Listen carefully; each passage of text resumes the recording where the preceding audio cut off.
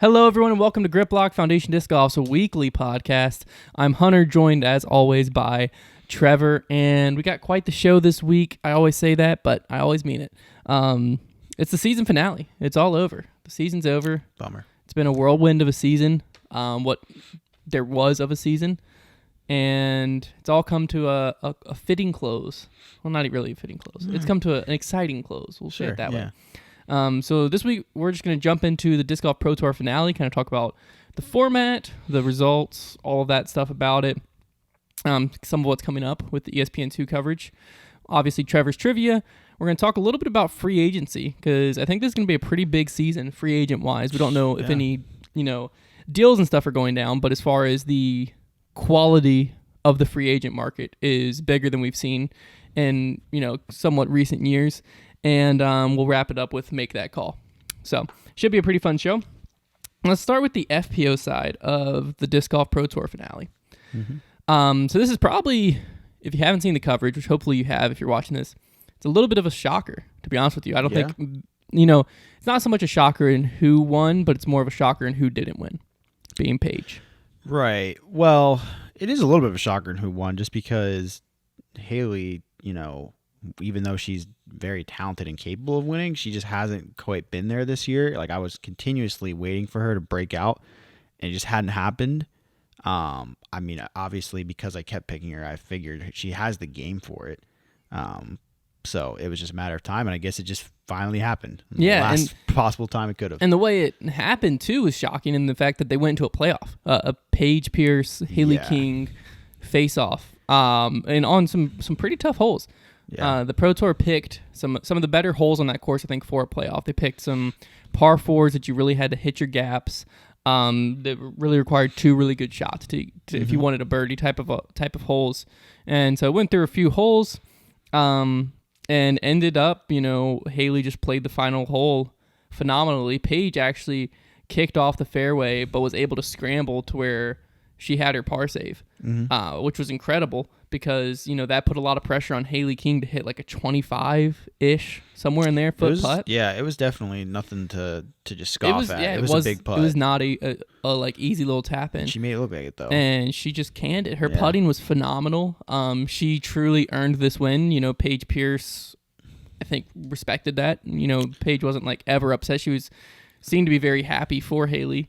Yeah. In that moment, they are teammates, and I think they both respect each other and are friends. Haley looked up to Paige for probably most of her disc golf career coming up. Mm-hmm. Although, if you go back far enough this year, you can find that Haley King quote of, "I don't want to be Paige Pierce, I want to be Haley King." You've done it. Yeah. I do want to add, I think this does kind of beg a question. Well, let's first set the stage a little bit more, because it wasn't a two-horse race. No, it really was a one-horse race until hole 17. It was, yeah. Katrina Allen almost had this in the bag. Yeah. I don't want to say had this in the bag, but she had a two-stroke lead going into 17. And she had a putt, I think, to keep a one-stroke lead. Right. And then a putt to keep the tie. And then a putt to be down one. And then ended up being down two, I believe, is how it all went down. She had a putt for bogey and ended up taking a quad. Yeah. It was a 30-footer for yeah. She had like a 30-footer for bogey. The first putt I don't think was a bad miss.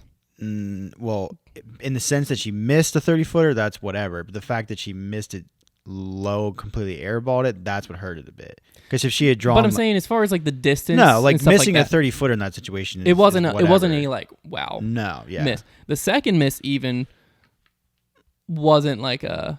It was a little bit worse, because that was like a 15-ish footer uphill elevated basket. She hit it low, and it rolls right next to her. Yeah. To where now she moves over, hits the next one high, which I'll props to her on at least not missing low again. She did readjust, yeah. Hits a band, it rolls to her again, same spot pretty much, and then that one she cans. You hate to see it. Yeah, I mean, she 4-putt inside the circle, pretty much. Yeah, it was her tournament up to that point. She was playing great. She was putting pretty good, up until then, obviously. And then, after that, the players aren't going to give you two strokes on hole 18. No. So it came down to the Haley and Paige battle.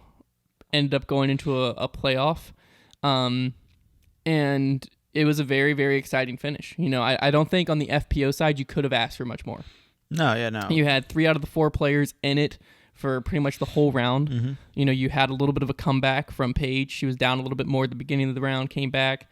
You have the young gun and Haley King and Paige battling it out. They go into a playoff. It's about as good as you can ask for, especially considering it's going to be on ESPN2. Yeah, true. Yeah. On the FPO side, I think that is probably the best case scenario, what happened. Mm-hmm. On the MPO side, I think it's a little bit of a different story.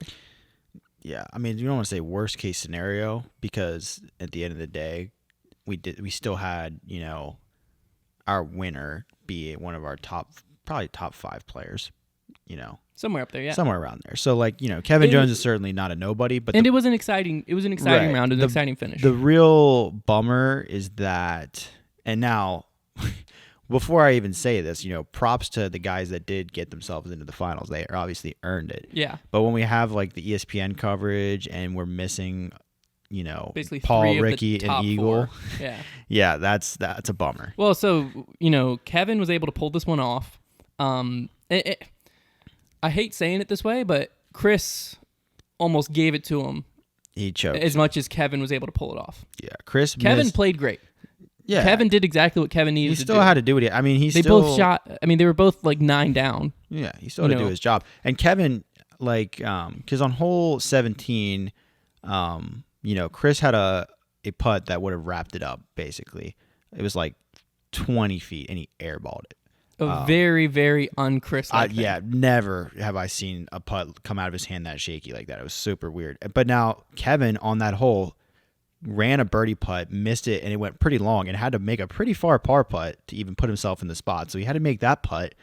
And then even when, Chris messed up his drive really bad, he pulled over on it. I think he was trying to hyzer flip it. He just yanked it on 18. Kevin still had to execute it. Execute a shot. In his mind, Kevin was thinking, well, he still might be able to get par. I'm gonna have to birdie this hole, and he threw the shot. Yeah. He had the putt. He had ended up laying up, but he could have made birdie there. Yeah, and I mean, Chris's second shot out of the depths of the woods was a good attempt. Yeah. It was one tree shy of possibly getting him to circle's edge and having to put some pressure on Kevin, Right. but ended up not really.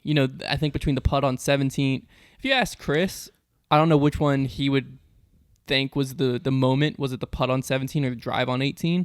Because I think both for Chris were surprisingly bad mistakes. Yeah, the putt was shocking.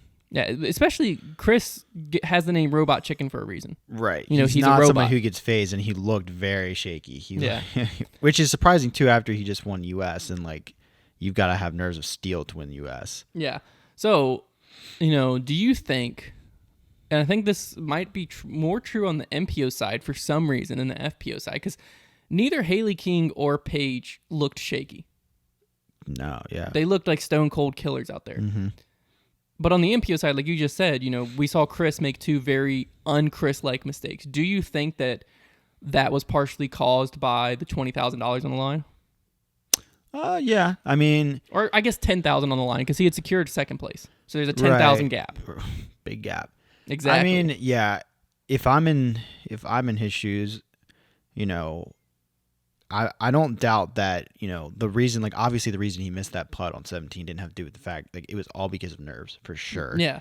Because he threw the putt in a way he wouldn't normally do. It was came out on hyzer. It was just weird. Yeah. It was a little wobbly. Well, that's the thing to me. It's we don't normally associate Chris with a nervous player. Right. Ever. But it looked shaky.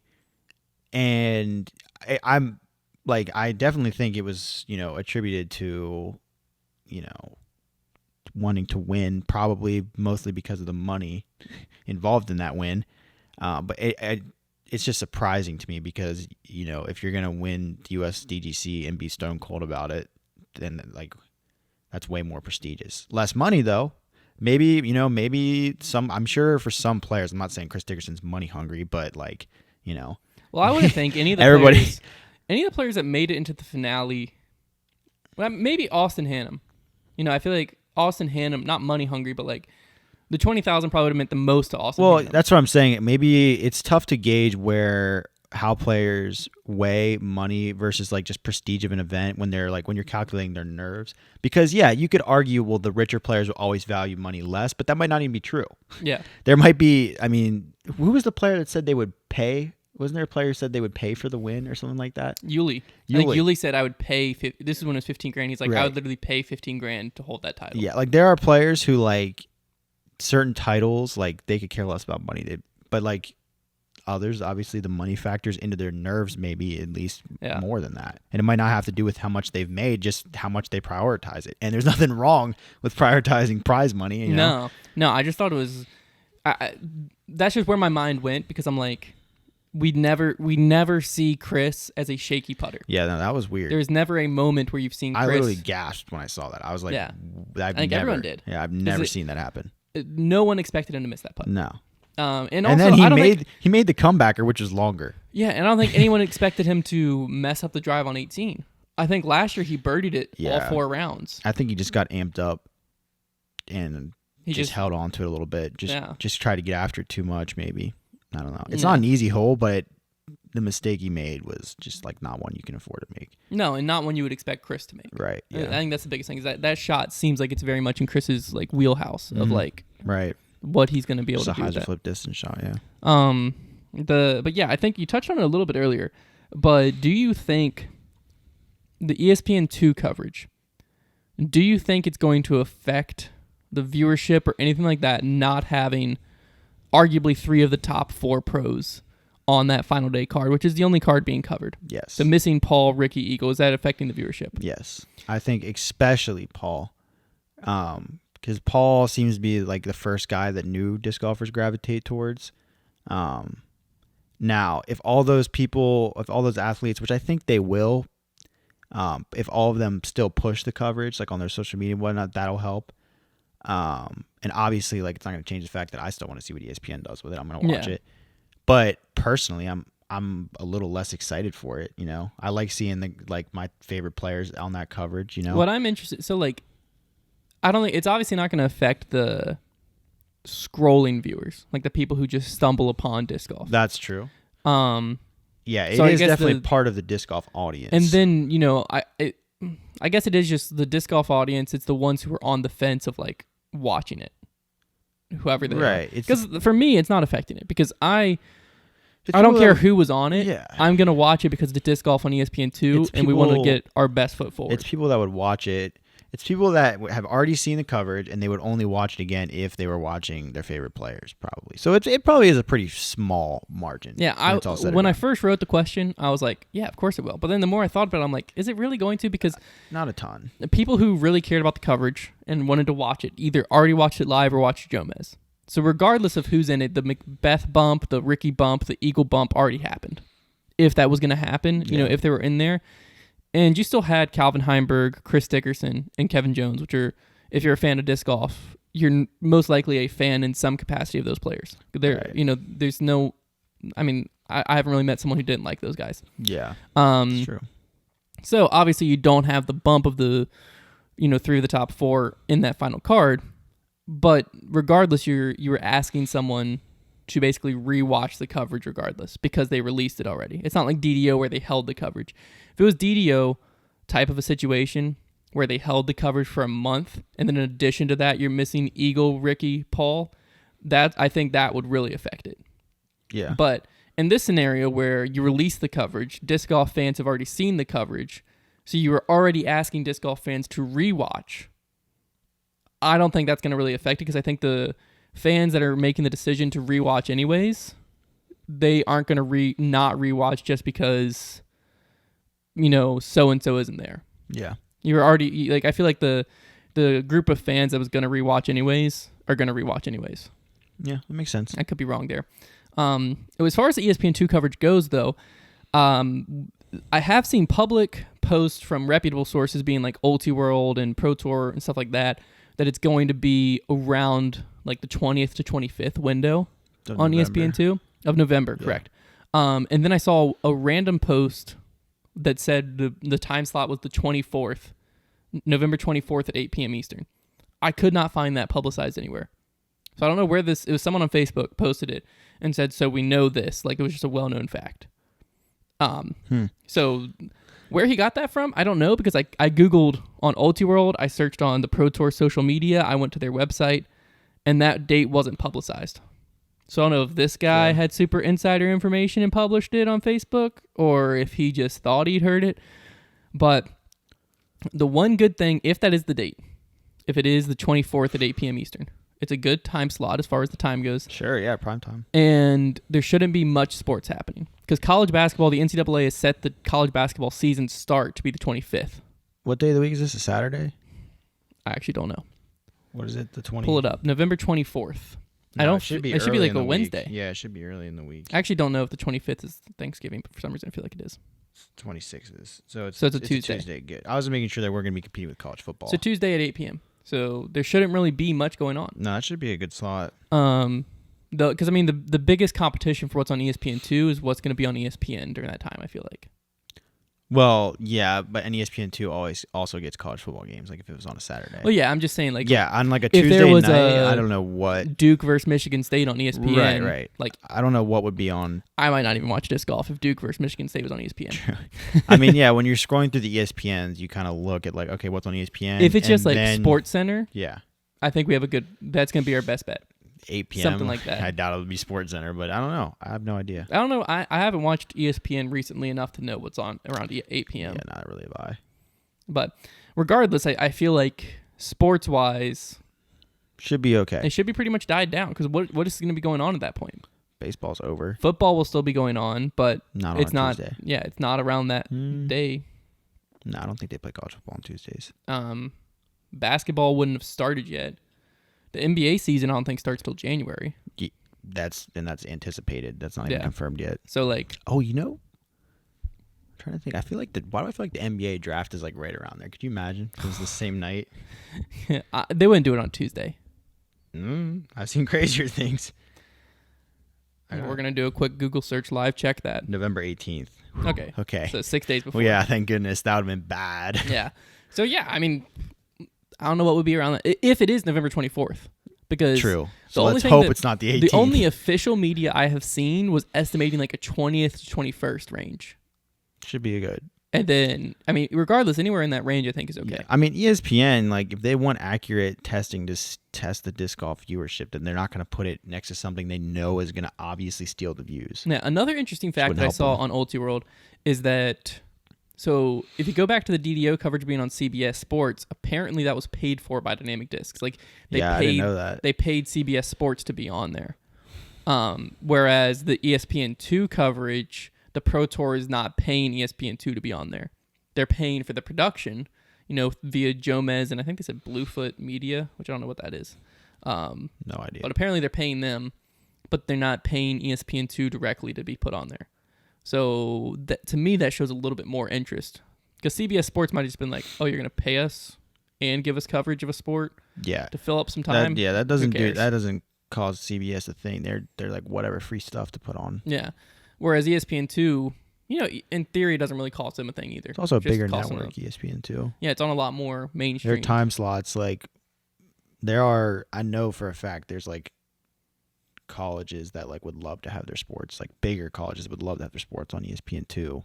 So the fact that disc golf can get on there, it's pretty good. Yeah, I'm excited to kind of just see what the production looks like. Seeing, it's the same thing. Like, we were excited about seeing disc golf on CBS Sports because of, like, the CBS Sports graphics package, That's what I get most interested to see. Like, what extra flair do they add to it with their own graphics and things like that? And I would assume, I probably should have looked this up, but I would assume it's going to be Big Germ and Nate Sexton again. If Jomez is running it, then Jomez is running it. For sure. So that would seem to be our best foot forward. They've been doing a lot of Big Germ and Yuli commentary, but to my opinion, Nate Sexton is the best commentator on the mic. So I feel like if we're trying to put our best foot forward, that's the way to do it. And him and Germ have that chemistry too. Right. I think that's a big part of commentary that sometimes can be missed, is making sure you have that really good chemistry between the two commentators. Big Germ and Yuli have it as well. But I feel like that's why, back to USDGC, the Philo and Ian Anderson commentary with Nate Sexton kind of jumping in there, I really enjoyed. It wasn't bad, no. I thought it was great. I think the chemistry is what keeps me from liking the Pro Tour commentary. I think Jamie and Nate Doss just don't seem to like. Well, but you got to think like when Sexton and Big Germ first started, I don't think they had it either. I think it was, but they had it a little bit because they were already like touring together, playing together. They both were from North Carolina. They both had Ultimate backgrounds. But like a lot more time I feel like together. commentating to like as a team, like you just build that over time. Like you now, do. I mean, I'm not here trying to say that Jamie Thomas, Nate Doss team is anything special because it can be replaced for all I care. But I think they'll get better. They've been getting better. Yeah. I'll be very curious to see like if Pro Tour sticks with them. I will be too. I think they will. I don't know what'll happen. Because I have not seen too many people who love them. You know what I mean? Like comments and stuff wise. I like Terry on that team a lot. Terry, he's like Terry's great. The best. I don't think that Terry should be the sideline reporter. I feel like that's a misuse of Terry's skills. No, yeah, I don't think so. Honestly, I think Terry should do play-by-play. Yeah, Terry should be the play-by-play. And then try it out with. I mean, when it was Nate Doss and Terry, that like 1 or 2 weeks when Jamie was. I'd rather see Doss do color than play-by-play. Yeah, that's what I'm saying. Yeah, I believe that's what they did. I'm not sure because right now, Doss is doing play-by-play and Jamie's doing color. Isn't that kind of how it works? They kind of both do both. Right, which is not. They just mix it all in. You need like your Al Michaels and your Chris Collinsworth. You know, Ian and Philo were very good at staying. Right, as they stayed in their role. Yeah, to where Ian, instead of giving his opinion on shots and stuff like that, was asking Philo his opinion. Because Terry is good at it. He's eloquent with it and well-spoken, but he doesn't play professional disc golf, at the level that Nate Doss has, for example. So, that's why, honestly, the dream combination would be Terry and Nate Sexton. I think that'd be the best we could probably offer. Because I think Nate's played, obviously, at the highest level, won at the highest level, and I think he's the most well-spoken pro commentator. So, yeah, I think Terry and Nate Sexton would be my favorite combo. Terry as the, main commentator for live at least is a great option. Once Germ and Sexton retire from disc golf, I think they have a career in commentary. Probably, Sexton basically had a career in commentary. Well, they've already built their names in it now, so yeah. But I would like to see, if we're going to use Terry as a sideline reporter next year, I'd like to see him used differently. I think when we go to the sideline reporter, it should kind of be an ongoing conversation with the two commentators in the booth. So it should be bouncing back and forth a little bit more where they can hear each other. They're talking to each other. They started to do that a little bit later in the season where Terry would be like, all right, now back to you guys. But I'd like to even be a little bit farther of you ask Terry a question. Terry answers yeah, I just range found this. It looks like Eagle's about 450 feet out, but he's grabbing that MD3 he's been throwing all day, which is an interesting choice because of the headwind we're feeling. You know what I mean? Stuff that you can't see from the booth. Yeah, people really like the disc call-outs. I think disc choice call-outs, use a rangefinder and see where we're standing. That's one thing. That is one thing that's, in ball golf, it's a lot easier to do. Well, it isn't. It isn't. I mean, because obviously they're only going to have, pitching wedge through 4 iron or whatever. But that being said, it is very difficult to tell 7 from an 8 iron unless you see the number. So I'm not really sure how they do that, if that's a camera that's picking that up, what club they pick, because they typically... It's probably a guy on the ground that's doesn't have a mic, and just maybe, Tiger 7 iron. But because they typically put that up there, and that's in disc golf, that's almost even more fascinating. Now it's a little bit misleading. More options. It's a little misleading in disc golf because you could just say buzz, and it could either fly really stable or it could flip over and roll. But that's the type of stuff that Terry, if it'd be cool to know. Whoever the sideline reporter is in the future, if that was what they did regularly, you would know, okay, well, Paul pulled out the Jawbreaker Wasp with this stamp. That's his flippy one. Or Eagle just pulled out a brand new, this is the first time I've ever seen this in his bag. It looks really beat up. You have to follow him pretty close to get that much info. But, I at least like to know what they're throwing. Yeah, but regardless, I think that a little bit more detail, because right now I feel like we go to Terry or we go to whoever the sideline reporter is, and we're hearing about what Big Germ said to Sexton as a joke, or what so-and-so said to their caddy. Sometimes that's good information, but sometimes I don't really care what Germ's going to go eat afterwards. Why did we cut for that? Man. You know what I mean? I would rather it, if you're going to cut, I want him whispering into the mic because he's right behind the players.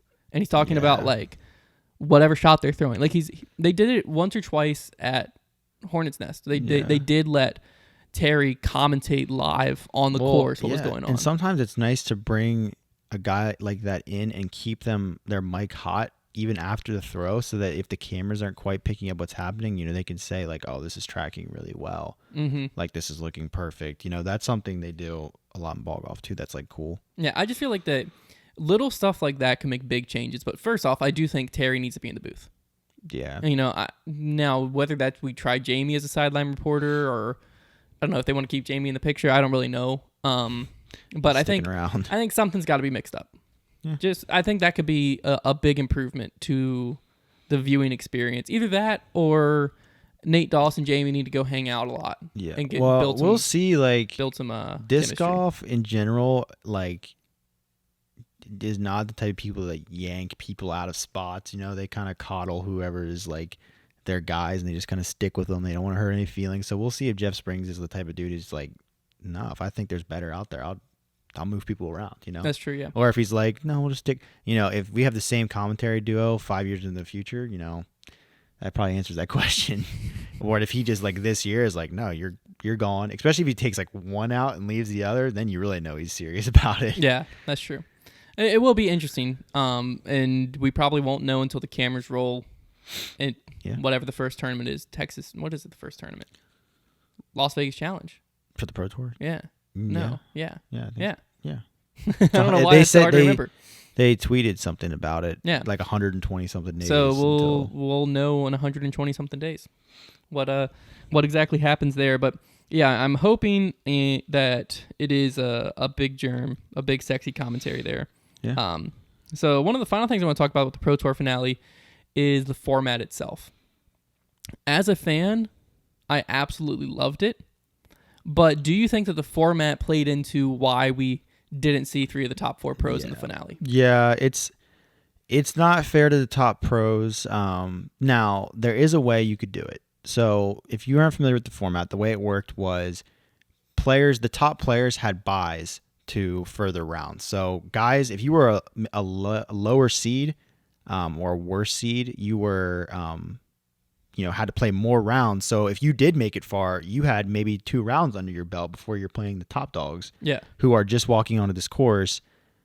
They may have had a practice round or 2 under their belt, but like they're not warm. It's been days. Right. They're not warm. So like if you're a guy like Eric Oakley who made a little bit of a run, like, you're feeling very confident, whereas somebody who might be better than you just walked onto the course, they don't really know what to expect. So it was unfair in that way. I think the format was still entertaining. Now, one way they could do it is they could do it like the FedEx Cup does it in the PGA Tour, where instead of doing it like that, the advantage they give to the better seeded players is you give them a stroke head start based on where they're seated. And then everybody else just has to catch up over multiple rounds. That's one way to do it. Now, well, on the men's side, that could stay interesting depending on how they do it. I was say that there were days where, like, if you give a guy a good enough head start, like Paul, see you later, he's gone. Yeah. But it could happen. But another way you could do it and keep the format is to change courses. You'd have to do it in the right area, but you have to change a course every time. So you're saying like 4 different courses to where right, so that everyone's stepping onto the course for the first time. Yeah. Because I love the format. No, because that would give the players that are later in the rounds an advantage, because unless you close the courses, they could practice while the other players are playing. So okay, well, I know I'm starting on Hornet's Nest on day 3, so I'm going to go play Hornet's Nest days 1 and 2. It's better if those guys get a slight advantage than the guys who are they earn those seeds. Yeah, I guess you can look at it one of 2 ways. So my defense for this format, because first off, I think this format is extremely interesting and engaging for the viewer. Yeah, because you're just staring at the cut line the whole time. Exactly. There's that cut line. You're wondering like when Paul's on the cut line, that's exhilarating.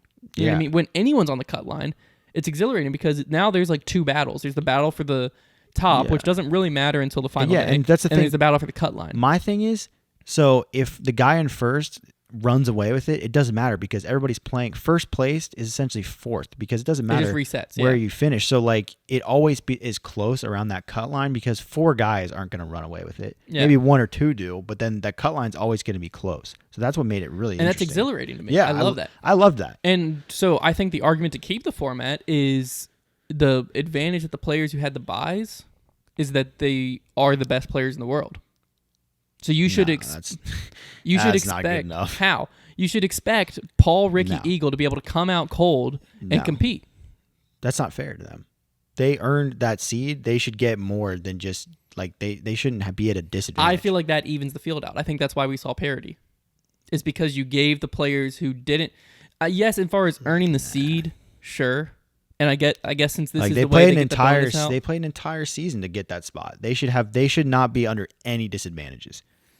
I guess that's valid. Because then they'd want to play as a lower seed. Well, as far as if this was just a straight up tournament and it didn't affect their bonuses, like if they got a bonus for being that first whatever place, and this was like the just finale tournament, then I think putting them at a disadvantage that would be makes one sense. thing. But this is like, I guess since this is the like way you get your bonus, yeah, then that is a little bit of a bigger deal. But what I'm just saying is like, it did kind of even out the playing field to where you have Eric Oakley was like. He beat Paul by 2 strokes and was like 2 strokes away from qualifying, or 1 stroke maybe away from getting to the final day, because he had that time to warm up the first few days. Yeah. Well, my thing too is if you let's say so maybe 4 courses are tough to find. Okay, so let's just do 3, take off a round, and let's have more than 4 people in the finals. Well, no, you could do 3, and instead of taking off a round, you don't have to play a new one for the finale because everyone played to get into the finale. That's true. Yeah. Okay, so do that then. So do 3. Yeah, that's not that hard. I think that the biggest downside to this, the biggest downside of this format is simply that the course is closed to where you can't practice. Well, yeah. So like, if you're Paul, Ricky, Eagle, even I think Kevin, anyone with any type of bye, as soon as the tournament starts, your practice is done. You can go play a similar course locally, or at least just play what you can get warm, but you're not playing those lines. You're not learning things about certain shots. Yeah. So you really only had like 2 or 3 days to learn the course. That is the number one, I think, the only disadvantage to this format. Now, I will say, if the finale were to always be a Hornets Nest every single year, that would also kind of slowly take away that advantage because like guys would know the shots. Yeah. To where they could stay warm at another course and then they just know the shots. But it's still a little bit there, but it'd be a little bit less. But I don't think that's going to happen to where it's always at Hornets Nest every year. So. I mean, it's been there for 2 years in a row. Things change though. I do think it fits well because USDGC is right next door. That's true. Where you're driving 30 minutes up. It's not a big ask. Before, you were going USDGC, the season felt like it was over. Then you're going to Hall of Fame Classic. Then you're going all the way down to Orlando for the Pro Tour finale. And it was like, geez. Like, yeah, that's true. This just feels like it's over. Now it's just you're asking them to go from USDGC. They can stay in the same place they just stayed for the week and just drive 30 minutes up. It's valid. Play that. I don't know. I love the format as a viewer, so I hope they can find a way to keep it. They might just say, screw it, we're keeping it exactly the way it is. Because I don't even know if this is like a concern or complaint that's being like loudly heard across the disc golf community. It's just to me, there's clearly something going on when, you don't have the best players in the world in the finale. Right. You have some of the current hot ones like Calvin and Chris, but you probably would have expected it to be like Calvin, Chris, Paul, Ricky, or Calvin, Chris, Paul, Eagle, or Paul, Eagle, Ricky. You would have expected at least 2 of those guys in there somehow. Yeah. And to not have them there might not affect anything, but it could. It could have. With that being said, why do I feel like Austin Hannum being in that Final Four is what really like sets the whole thing off. Because when I think about it, like Kevin Jones, Calvin Heimberg, and Chris Dickerson are like guys that like I have no problem being there. Well, I have no problem with Austin Hannum being there. I don't have a problem with it. I'm just saying that's the one that kind of it. like tips it into like because like you throw one more player in there who's even borderline. Yeah, if you threw Eagle or then like you were like, oh, it was fine. It's just like it seems like him being in there instead of like he's such like he almost took the spot of like the Paul, Eagle, or Ricky, like the top 3 guy that we expected to be in there. Yeah. Yeah, but I mean, I don't have a problem with it because he earned it. Yeah, he still played well. Yeah, he's he beat all those guys when he needed to beat them. He showed up. He played under pressure, and not only that, he beat Calvin Heimberg the final day. Calvin freaking shot 10 or 11 down, whatever it was, the day before, and then Austin Hannum went out and beat him. Surprising.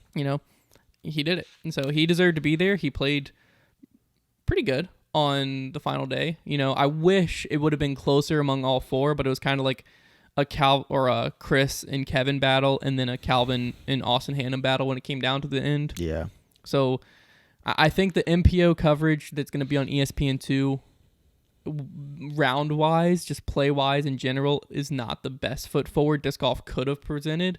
But even if you have a Ricky or an Eagle or a Paul in there, you're not promised a great round. Right. You know, but I think it's going to be the FPO is really going to shine because I don't care who you are, if you're a fan of FPO or not, that was an exciting round. Yeah, it was. And Haley King was just phenomenal. So I think that is, I think that kind of overrides anything else. Yeah. So, I mean, that's the wrap up for the season.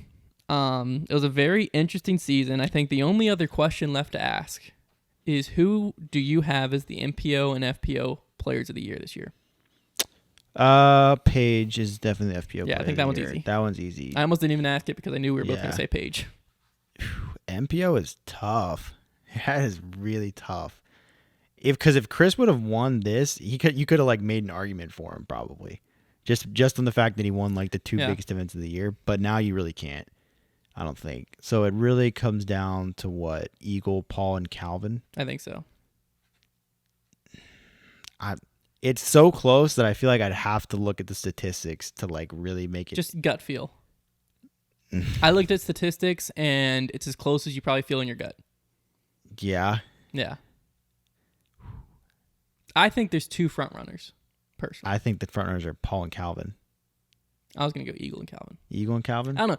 I think I give it Eagle's a little bit interesting because he had the 2 Pro Tour wins, later in the season, and he was kind of getting hot, but he wasn't like fighting in contention as much as Paul and Calvin, I feel like. Yeah. So that's where Eagles is like, ooh. I'd probably give it to Calvin. I picked Calvin. Yeah. I think that when it all comes down to it, Calvin's year overall is just slightly better. I think it was more so he put himself in positions to win or did win on multiple occasions. Seemed to always be hanging around. Yeah, Calvin was just it was Calvin's year. That could just be a gut feeling. Like I said, I looked at statistics. I didn't want to stare at them because I wanted this to be our opinion more than the statistics clearly say. So we could be way off and it could be Eagle. I think it's so close that like it could be any of those 3 guys. But yeah, they all 3 had phenomenal years when it was all said and done. But I think that if Paul would have won Jonesboro and USDGC, I think it'd be his. Yeah, easily. If you'd have just won USDGC, I think. You think just USDGC? Yeah. And he should have won Auto Wild. Yeah, I think the biggest thing with Paul was he came in, 5th at USDGC? I think that was a big one. Because Calvin was right up there. He came in 2nd. Yeah. Now, PDGA, I don't know exactly all the factors that go into it because it can't just be points because then if someone plays more events than the other, that negates sure that. It's pretty opinionated. Yeah, it's got to be opinionated. Which is how a lot of MVP. I mean, well, MVP stuff is like there's voting panels for a lot of sports. I don't know. It's weird. Yeah, so I do think when it's all said and done, I think it's going to be Calvin, which it's well deserved. I mean, Calvin had himself one heck of a year. We're going to jump over to a little Trevor's trivia. I don't know what Trevor has for me. He was looking deep into the PDGA approval, like disc approval list, which scares me. We've got a really interesting. This is going to be like a little disc history, a little discraft, I should say, history. Discraft history. Because I was looking through Reddit and I found a link to the list, and this is from like 2018, but it's nothing that I took from there is like not going to be relevant now. And it's like the list of PDGA approved discs. And like I saw stuff on there I'd never seen before. It's fascinating. See, what sucks is I would honestly, history-wise, I would probably know more about Innova than I would Discraft. Yeah. Because I'm a relatively new Discraft thrower. I don't doubt it. I'm probably in the same boat. All right. This should be interesting. Remember, if you're listening or you're watching, make sure you play along either by commenting down below your answers and then how many you got right, or you can tweet at us at FoundationDG or message us over on Instagram, Foundation Disc Golf. All those are good ways to play. Play along and see if you can beat me. You probably have beaten me most weeks, but we'll see what we got here. How many questions you got? 3 questions. 3 questions. That's the new norm. All right. So, question number 1. Which of the following names were never assigned to a Discraft mold? Okay. The Phantom, the Marauder, the Cruiser, the Asteroid. There's 4 names there. 3 of those where at one point, and all of the ones that they're not, none of these are in production anymore. Obviously, you would know that. The Phantom, the Marauder, the Cruiser, and the Asteroid. I feel like the Asteroid wasn't. Is that your guess? I feel like it's either any the Asteroid reasoning behind that? Like, because you obviously made one up, and I feel like the Asteroid fits into their lineup the most with like Comet, Meteor. So I feel like that's the one you would have made up. yeah, you're right. I was debating doing that. I wasn't sure if that's the only reason. I'd never heard of any of them. I wasn't sure if I would trick you with that or if I should try and pick something like super outlandish. But I wanted to give you a shot to guess it. I figured that would be your best shot. But I figured I could trick some people with that. Yeah, the Phantom, the Marauder, and the Cruiser. The Phantom I had heard of. Marauder never did. Cruiser never did. Yeah, there's some discs on there that are even. And the Phantom, there was a Phantom Plus, and then like another Phantom. They like did. They did plus molds. Discrafted. I think it was called the Phantom Plus. Wow. There was like 3 variations of it, and they're Interesting. old. I wonder what was the difference with like a plus mold. These things are ancient. Because I know like Innova always did plus molds, Like back right? in the 80s. Yeah, Innova they had like did. Rock Plus, stuff like that. Yeah. The Innova, I think that it was like the Keeper inside, Plus, the inside edge of the rim on the plus molds would be slanted on like the actual part your meant to be fingers more were on. comfortable. They're meant to be like straighter and more comfortable. I think it affected the flight a little bit in the feel. It affected a lot. Yeah. But I don't know if that's. I never knew that they did plus molds. Interesting. Yeah. This is question number 2. What is the oldest discraft disc still in production? The oldest disc still in production. I feel like it's a putter. It's not going to be the Challenger because that'd be too easy. I'm going to go Apex. And I might be wrong on this, but I'm pretty sure these are in production. I'm going to go Apex. That's incorrect. There's actually 2. It's a tie. And I believe both these are still in production. The Hawk and the Cyclone. Dang, they are both in production. Yeah. They only make them in D-line, which should have been my dead giveaway. So they were July 14th, 1993. And you were just talking about a Cyclone before we started. So how did I not guess that? The Magnet, I think, was like 95. I wonder when the 94. Apex came out. That just seems like it just seemed like an old disc. But yeah, 93. I believe Nate Doss had a Hawk in his bag. He did. Like always. Mm-hmm. That was like one of his trusties, yeah. Old trusty. Never let me down. Right, this one is tough. This one, so for those of you who don't know, the Ace Race is something Discraft has done since 2003. They introduce a prototype disc, and you can register to have an Ace Race tournament, and like you give away those discs. And I think, are those the only discs you throw for the event? Is that how that works? Or I've never played one. I'm not sure how it is, but like in any case, they do like one of these discs every year. It got canceled this year, and then 2019, which I'm not including in this list, they, instead of making a prototype disc, they brought back old discs. Like the Wildcat because like was the 40-year anniversary. Right? Yeah, they brought back the Wildcat, the Eclipse, some other stuff, I think, and they put them in premium plastics. So there's 16 from 03 to 2018 Ace Race discs. How many can you name out of the 16, and how many of them are still in production? Just give me a number for that, so that you just have to guess. The number still in production out of the 16? Yeah. I'm going to say 10. Correct. Boom. How? No clue. I just went with what came to my mind. Now, how many can I name? The Roach. Yeah. The Mantis. Yep. Heat. Mm-hmm.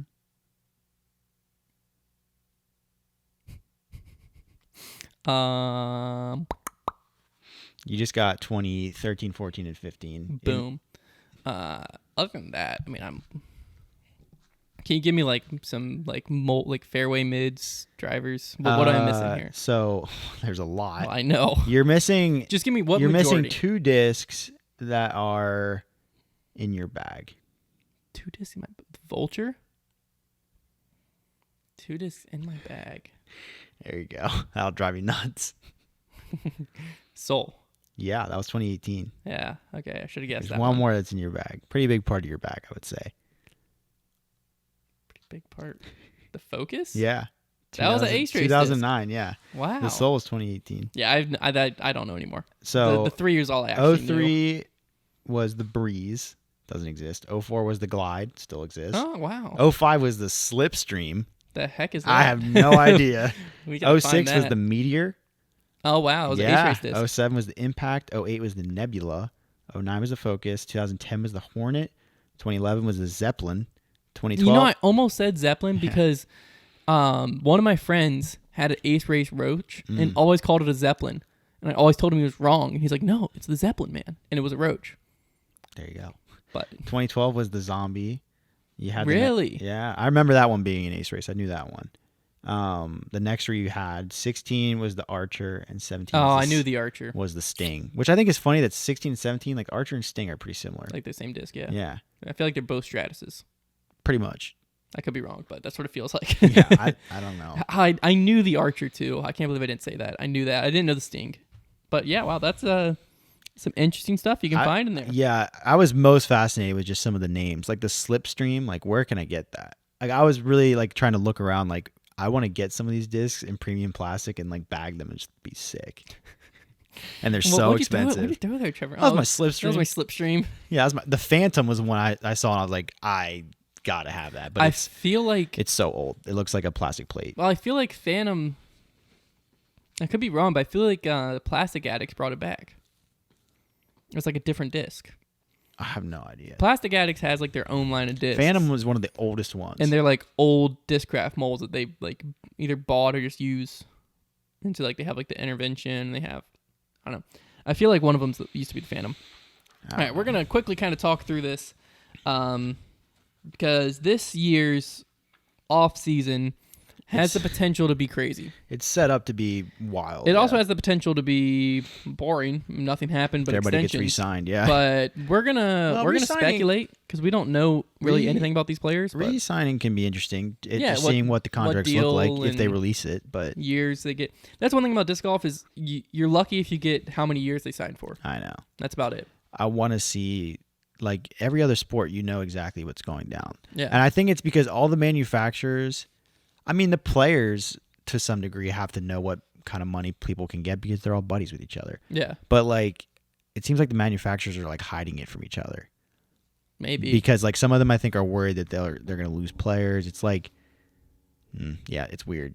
Hopefully that's something that comes up soon. Yeah. Where that's a public... Maybe this year when some of these big players are getting re-signed. Yeah, there's definitely a lot of opportunities. So the first one, and probably the biggest on this list currently, is Chris Dickerson. He signed a 2-year deal with Prodigy back in 2018 that, according to UltiWorld, which this is all based on UltiWorld sponsorship tracker. They do that each year. He signed a 2-year deal that runs up in 2020. Now, sometimes these players will sign extensions within their contract that makes it last longer. Like Eric Oakley, I think, is originally was supposed to run up this year, but he signed an extension, something like that. So there's a chance that Chris is locked down longer. But regardless, his time with Prodigy is coming to an end here soon. I hope he didn't extend before he won US because he's obviously worth more. Yeah. So Chris is not going anywhere. It doesn't seem like it. No. He seems Chris to like is Prodigy. very happy with Prodigy, and he like just created the FX2. Yeah. Like the FX2 he like helped design. I think Prodigy is treating him well. Yeah. They're about to hopefully treat him a lot better. And I honestly can't see Chris going anywhere. Chris is worth pretty solid guaranteed money. Yeah, so hopefully the only thing I could see is if Prodigy for some reason just offered him a criminal amount less than someone else. But Prodigy, yeah, it's interesting. Prodigy couldn't afford to lose Chris. I don't think. Yeah. And I think the same goes for Kevin. Kevin's not on this list, but I don't think Prodigy could afford to lose Chris or Kevin. Prodigy's an anomaly to me because like not many people throw Prodigy anymore. And yes and no. It's very regional. Yeah. Around like Tennessee and Atlanta, it is a big thing. Yeah. The same thing with MVP. MVP is very regional too. That's true. I guess they have their audience. Yeah. I don't know. And I feel like Chris and Kevin could make it back to that mainstream thing because they're gonna keep winning.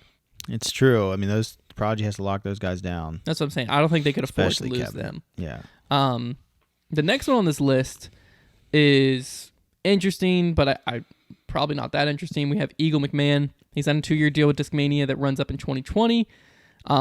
Obviously, within those last 2 years, he is now worth a lot more money than he was previously. Eagle is like top 3 most valuable players, maybe top 2 most valuable players. Okay, I'm gonna change up the rules here because as I look down this list, the majority of these players are like synonymous with the brand they represent, to where I don't think they're leaving. So instead, we're gonna go back to Chris. Well, I don't think that's really an argument though. Like Paul was synonymous with Innova and he left. Well, yeah, but like valid. But what I'm saying is like when we talk through these players, like we're not going to sit here and be like, I could really see. I could see other stuff. Dickerson's probably the only one on that list I couldn't see leaving. Well, I want to see. What I want to do is I want to speculate. So I'll Dickerson. Speculate. So let's go back to Dickerson, right? Yeah. Let's say he leaves. If Dickerson leaves, where is he going? If Dickerson leaves, he would go. I want to say Trilogy. No, I think Dynamic. I think he would go Dynamic. I think he's a good fit for Dynamic because I think he's in their price range. I think he's a really good player. I think they could get good value for Dickerson. You know, I feel like if Dickerson left, I don't know if he would want to throw Dynamic. I don't know either. He's a good fit for them, though, I think. I think he could go discraft. Because the thing that discraft's done is they've locked up Paul and Paige currently to where they have, like, you know, the dominant players of this current generation to where it's going to be hard for discraft to sign another dominant player, such as someone dominant marketing-wise. Yeah. Whereas you could sign, like, I could see, like, a Calvin, a Chris, even, like, a Kevin, you know, where they're great players, but they don't have the, like, marketing side. Well, that's where the question is asked of, like, do I want to sign a player as a manufacturer because putting his name on a disc will move discs, or do I sign a player because he's good, so when people see him win, they'll buy my disc? Because, like, a player who's more marketable, let's say a Simon Lizotte, for example, or even, Simon's a pretty good example. Simon is a guy who, though he's good enough to win, isn't a huge winner on tour, but because his name, he's very marketable. You put his name on a disc, it can move that disc. There are other players like Chris Dickerson, not incredibly marketable, not the worst, but not incredibly marketable, but he's probably more likely to move discs by just winning. Well, that's what I'm saying. You don't and so people see that he's throwing discraft. I feel like someone on... So it's like you wouldn't want a big marketing personality. I don't think there's room for that on discraft. Because there's already... I mean, there's always room. You look at Team TaylorMade, they've got all of them. Maybe. I think there's always room. Know. You just you go Dynamic, with them. I go discraft. Now, for Eagle, if he left Discmania, which the Crush Boys, like... He's not going to leave. That's synonymous. Eagle without a PD2 in his hand makes no sense. But let's say something wild happened. And he would throw... I want to say he would throw Latitude. Frick, I didn't think... I was thinking, like, just Trilogy. When I think of Latitude and West Side, I just think of Dynamic. Because when I think Dynamic, I just don't think of super overstable stuff. And when I think of Eagle, I think of overstable stuff. The Latitude's got stuff. The Latitude does. Because, I mean, we see Nico, which he's with West Side, but, like, ripping some crazy annies that flex out of it. I could see Trilogy. I just couldn't see Eagle with Trilogy. I couldn't... Latitude. I can't see Eagle with anyone. I can only see, like, Discmania, and then... because he's always been there. If he left, I could see him with Innova.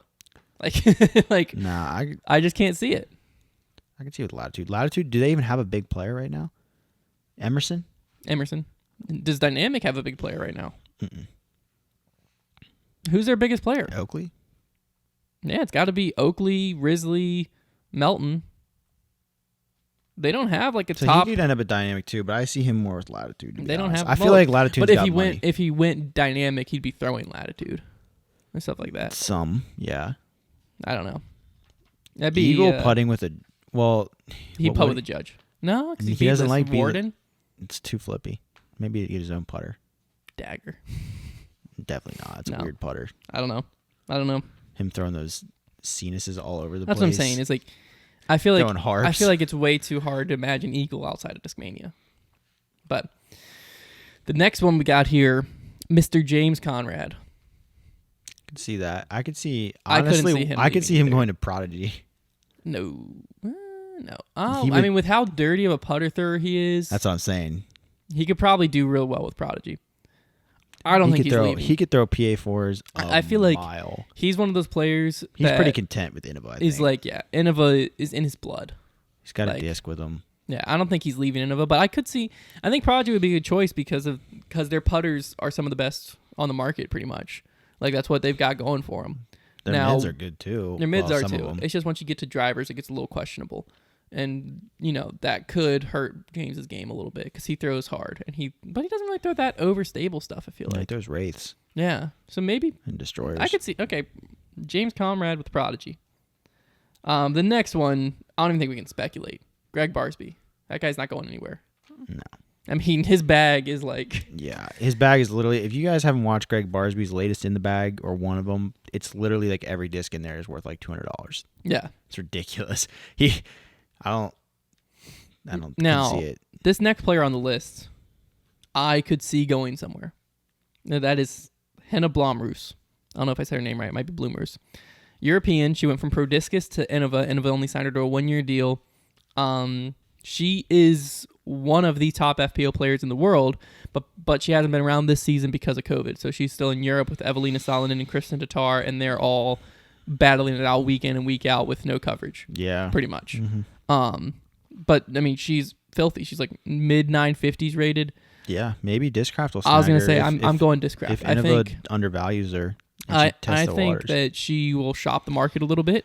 And if I'm not even just discraft, if I'm any other company, I'm trying to pick her up because the only questionable thing with her is, will 2021 allow her into the States? Right. That's the only question mark that surrounds her. Really, but other than that, if it does, you know she's going to be in the top. Yeah. Pushing every time. I wonder how many players have the correct free agency sense, because like when you're a free agent, during that period you have no loyalty to anybody. Like you should always take offers. Like I wonder if there's players who just like look to their company for an offer first, and if they offer them anything, they just take it, when you really should shop everywhere.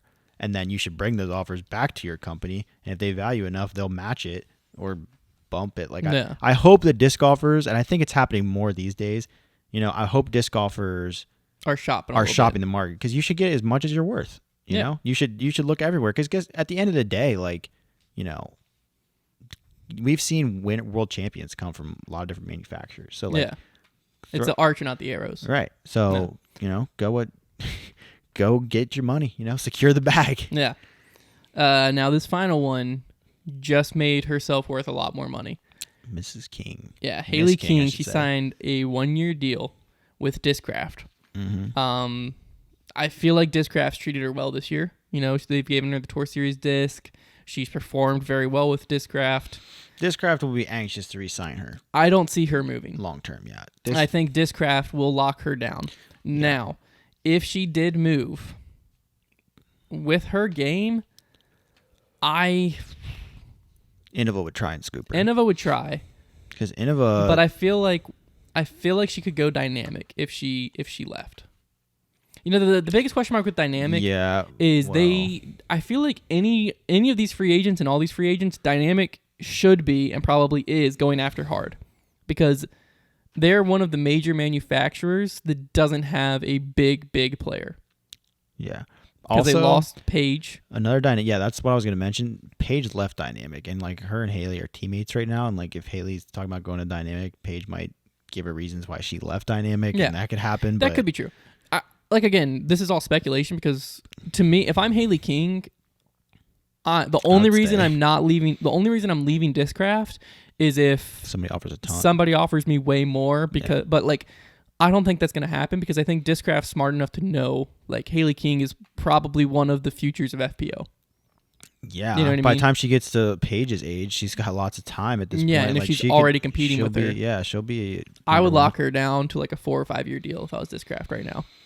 Yeah, and but we'll see what happens. I think this is setting up to be a very interesting offseason. It could be. It also, all these players are so synonymous with their brand that like, it's probably just going to be Chris Dickerson just signed a 4-year deal, Eagle McMahon just signed a 5-year deal, James. Conrad. But even that can be interesting. That's another thing that's interesting is like I wonder how many disc golfers are confident enough in their game to sign, like, if they don't think they can make a ton of money right now, just to say I'm going to sign a 2-year deal and then collect the bag in 2 years. We were talking about or how many guys are like, if I can take a 5-year deal, I'm going to take it because it's just security, even if it's not as much as I think I can be worth in a year, I just need to take the deal. Well, it's like there's I think 2 players that are kind of opposites of this, and they aren't in disc golf.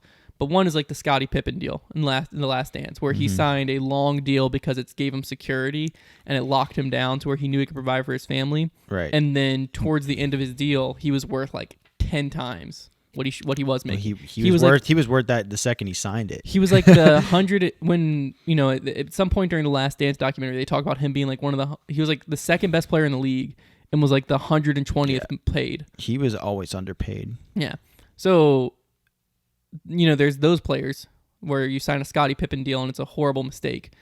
But then there's players like you were just telling me about some baseball player. Yeah, Trevor Bauer. Well, see, his isn't even. He's weird. So he only signs 1 year. He's a baseball pitcher. He's won a Cy Young with the Indians. He's maybe going to win another Cy Young this year with the Reds. Had a really good season. And he only signs 1 year deals, but it's not because he's holding out for a big contract. Because if he was holding out for a big contract, the year after he won the Cy Young with the Indians, he could have signed probably, 5 to 10 years for a ton of money. Yeah. He literally does it because in his mind, he doesn't want to cheat teams out of money, and he wants to earn his pay every single year. It's like a motivation thing, because he's crazy. This guy's absolutely nuts. See, so if I am because he could have signed for a bajillion dollars after he won a Cy Young. If I'm on this list, right? If I'm looking at this list, and I'm Eagle, I'm signing a shorter term contract, because if I'm Eagle, I'm looking at I haven't won a major yet. That's coming. If I'm Eagle, I'm confident in myself. I'm winning a major. I wouldn't sign for more than 2 years. If I'm Chris, I'm the opposite. I'm signing a 4 or 5 year deal. Yeah. I just won a major. He's a bit older. Yeah, a little bit. Not really that much, but I just proved myself. Like I made a name for myself this year. I proved if there was any question that I am one of the top players in the sport. Yeah. I just won a USDGC, which there's only like 17 champions or something like that. Less than that. I don't even know where that number came from. There's probably like 10. There's so few U.S. champions. Climo, Schultz, Doss, Schustrick, Paul, Sexton, Brinster. Coling, Brinster, Dickerson, Conrad. Yeah, it's 10. It might I don't know if that's all of them, but it's close. Feldberg, 11. Feldberg. Okay. So there's very few. Yeah. So I'm using that as a huge negotiating chip, and I'm signing myself not a super long-term deal, but a longer-term deal. I would try and get like 5 years. If I'm Haley King, I'm signing a few-year deal, like a 2 to 3. Because I'm in the same boat of Eagle where, I've arrived to a certain extent, but I still got some majors to get under my belt. I know my and the sport better. is also going to grow in that time to where there's going to be more money. That's true. So and the rest of this list, if I'm Conrad, Barsby, it's an interesting gamble. I'm taking what I can get. Yeah, to be honest, I think Conrad didn't have the best year this year. Barsby's just one of those tour veterans that I think he's kind of established. Title. He's established his worth. Yeah. His worth isn't really going either way. Mm-hmm. Barsby's Barsby. So yeah, it's definitely going to be interesting to kind of see what these players do this offseason. But I'm excited reading this list because there's a lot of the high up names that their contracts are done this year. Yeah, it could be really interesting. And hopefully disc golf companies announce what they're signing players for. We haven't really seen it before. We've seen Paul's somewhat, kind of. Some with Innova. I think we saw some with Discraft. It's always hard to know what Paul told me and what was published. But we've seen some of his published. Other players, not so much. We've seen kind of the year deals, but we haven't really seen how much they're making. Right. So I hope that that's a thing just from a fan's perspective. And also I think it's a good bargaining chip. Because if I'm huge. If I'm Eagle and I see Chris signs a 4-year $750,000 deal or 3-year $750,000 deal or whatever, and I'm Eagle, I'm going, well, I'm worth that at least. You know what I mean? So then if Discmania is offering me 3-year $500,000, I'm going, well, no, look, this guy that I'm consistently beating or competing with is making this much. I also have this marketability. It's a good bargaining chip. That's where I hope companies kind of do that. It's also a good accountability thing to make sure companies aren't screwing players. And it's I think that's all the right, biggest Chris, thing. you're worth $50,000 a year. Yeah, it needs to be out in the open. Yeah. Yeah. So hopefully that's a thing. But we're gonna wrap this show up with a segment called "Make That Call." So we got a little bit of an interesting question for you here. All right. Okay. So I'm gonna just explain this. I have this uphill lie on a short putt. I'm inside the circle. I decide I'm gonna place my back foot behind my lie, behind my mini, and I put my front foot on the ground ahead of the lie to give me some leverage. Right? I know where this is going. As I go to putt, I push off that front foot, throw the disc, and then distribute balance behind my disc. Is that legal? Mm-hmm. Are you calling that? It's legal, I think. Well, let me think. So it's in the air. You're saying as you putt, so when the disc leaves your hands, your foot is in the air, Mm-hmm. and then you bring it behind you and you keep your balance. First of all, pointless. It's uphill. So far uphill, that gave me a little better leverage No, pointless. got me 3 feet closer to the basket. No, because your center of gravity would have still had to been over your foot that was behind your mini. I don't know. I did it. Okay, yeah, it's still interesting. I banged the putt. I feel like I remember Paul or somebody showing me how to do that and saying, "Oh, I think they were doing it in a way that would like get you in or out of the circle or something." How was that? That doesn't make sense. No, there was something. They were doing something like that. That's right. I can't remember if I'm mixing it up. So I'm trying to think of like the rules. So basically the question is your foot considered in play, or like is it counted towards being ahead of your lie if it's not on the ground? That's the question. Because if you establish like the second part of that, you establish your balance in a normal spot, that's all fine and dandy. Like in my mind, no, you shouldn't be able to do that. But I'm thinking the PDGA is like, doesn't count unless it's on the ground. I'm trying to think if I can think of any other situation where that would even come into play. I've got another one I'll explain. Because you can have ruling. Because you can have your back, you can have a foot off the tee pad, and as long as it's in the air, but that's different because that's not inside the circle. But that almost like translates to like if your foot's off the ground, it's not in play. So I'm gonna say it's legal. Yeah, you're correct. Okay. So it's allowed. So the stance is legal because when you release the disc, you did not go past your lie after releasing. So when you release your disc, all supporting parts are behind your lie. All supporting parts. That's the wording. Yeah. Okay. One big moment that I've seen something similar happen was at USDGC, hole 15. Ricky, I forget what year it was. I was watching in person. Ricky threw his shot, and he either went OB left. There was OB left past the Mando, and he either went OB left or his disc was right on the OB. And so the line he wanted to hit was to the left of the OB line. So he put his left foot in the OB line and his right foot behind his disc so he could get to that line. And then when he went to throw a forehand, he lifted his left foot through the forehand and put it back down. Like that. Like he literally was just like, and it was legal. Yeah. Even though it like gave him the advantage of being over the OB line, it was legal because when the disc left his hand, all supporting parts were behind his lie. It's crazy stuff there. It's creative. Yeah, I just thought that was an interesting one, and yeah, it is interesting. I didn't know if you'd get it because if I saw that in person, I'm calling the guy on a foot fault, but I'd be wrong. I'd probably just be like more amazed that he kept his balance, to be honest. I'd be like, dude, are you like a ballerina in your spare time? Because I'd like to try that. Are you Big Baby Davis right now? Yeah, I don't think that's possible. All right, well, that's going to wrap it up for our show. Thank you guys so much for listening this week. Make sure you check all the links in our description, either on, if you're on Spotify or if you're on YouTube, check all the links down there to our Discord, Instagram, Facebook, all that good stuff. And let us know in the comments kind of what you thought. And if you have any topics you'd like to discuss this offseason, if these free agents don't start moving, our topic well is going to run dry. We're going to hopefully get a few more interviews in. That's not exactly the format we want to go with, simply because I feel like most disc golf podcasts interview players and interview people. So other than the questions we asked, it wouldn't really be much different of a show. So we're going to try to keep it kind of opinions based, but we want some good topics that we can debate. We want stuff that Trevor and I won't agree on and we can debate back and forth, just general disc golf topics. We have a few on the docket. We'll get a few interviews in with a few different people, I think, trying to get some opinions on stuff that we've debated, especially like with the Pro Tour and some media stuff. Yeah. I think it'd be interesting to hear from people more inside of that, kind of their opinion. So all that should be coming up, but let us know in the comments down below if you have any other topics or anything like that you'd like us to cover. And other than that, we will talk to you guys next week.